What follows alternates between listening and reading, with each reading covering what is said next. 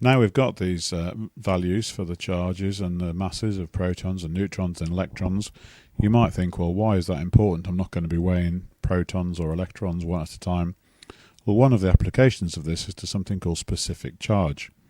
Okay, we need to understand what the word specific means in this context, because it's not what it usually means in English. We're going to work out what it is for protons and electrons, and we're going to work out the specific charges of ions on nuclei. Okay, so the first thing is specific means per kilogram. So, well, the only place you might have come across this before perhaps is in specific heat capacity. Okay, specific heat capacity is the heat capacity of 1 kilogram of a material. So specific charge is the charge of 1 kilogram of a material. That might seem a bit tricky, but all you've got to do is to calculate the charge of an object divided by its mass, and that will tell you the charge per kilogram. So the specific charge for an electron is just the charge on the electron, 1.6 times 10 to the minus 19. We probably should have a minus sign in there, okay, but we tend to ignore the sign a little bit when we're doing this. Divided by the mass of the electron, 9.1 times 10 to the minus 31. Put that in your calculator, it comes to 1.76 times 10 to the 11. And the unit's quite important for specific charge, coulombs per kilogram.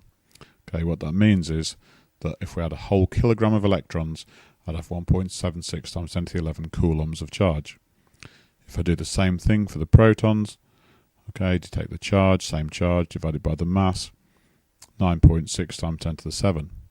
Okay, you'll notice this number is about 2,000 times as big as this number, because if I had a kilogram of protons, I would only have about 1/2000th as much charge as if I had a kilogram of electrons. That's got interesting consequences, because it means that making electrons move is much easier than making protons move, okay, because they've got much more charge for the same amount of mass. Okay, an example of this is in mass spectrometry. So mass spectrometry is really important. It enables us to look at the different isotopes. So all the time that you've looked at things and you've talked in GCSE about different isotopes of things, this is how it's actually done, so that you can study the different amounts of isotopes in different materials. So you put it into a magnetic field, and the bigger the charge is, the more it will bend. So I've got two ions here you can't quite see, but I've got a +2 and a +1. If I put them through a magnetic field, right, the +2 one has a much bigger force on it, so it bends around a much tighter arc than the +1. Okay, if there's less mass, that also means it will bend more. So here's a big +2 ion and a small +2 ion. If I put them through, the small +2 ion will bend much more than the big +2 ion. Okay, you don't have to worry too much in physics about the details of mass spectrometry, just to understand that specific charge tells you how much these things will bend. So you look at these two things, they've got different charges and different masses. This one's got twice as much mass and twice as much charge. That means it's got the same specific charge, so it bends to the same place. So being able to work out specific charge of ions is quite a useful process. Okay, so things we need to be able to do are work out the specific charge of ions first of all. So if you take an atom of carbon-12 and you remove 2 electrons from it, let's work out the specific charge of the resulting ion. Well, the first thing is to understand that this ion has got 6 protons, so it started off with 6 protons and 6 electrons. We've taken away 2 of the electrons, so now the relative charge is +2. If this was chemistry, we'd be writing that as C2+.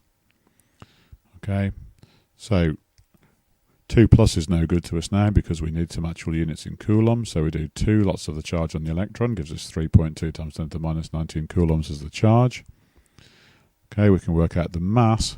Because the mass is 12, because we've got the protons and the neutrons, we can ignore the electrons. They're not going to make enough difference to this number for us to not be accurate to 3 significant figures.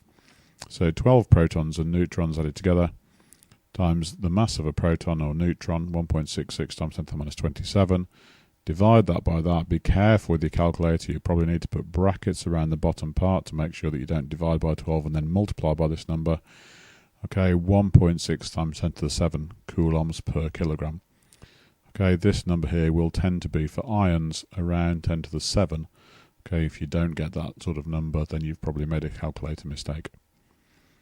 Okay, to do nuclei, okay, if you've got an oxygen-16 nucleus, Okay, what that's got is you've taken all the electrons off. So we still do the same sort of process. This has got 8 protons, oxygen's number 8 in the periodic table, so 8 protons, relative charge is plus 8. Turn that into coulombs. You've got 8 times 1.6 times 10 to the minus 19. Gives you 1.28 times 10 to the 18 coulombs. Divide that by the mass. So there's the charge. Divide that. This is 16. Oxygen 16 has got a mass of 16U, which is 16 times 1.66 times 10 to the minus 27 kilograms. Gives us 4.8 times 10 to the 7 coulombs per kilogram.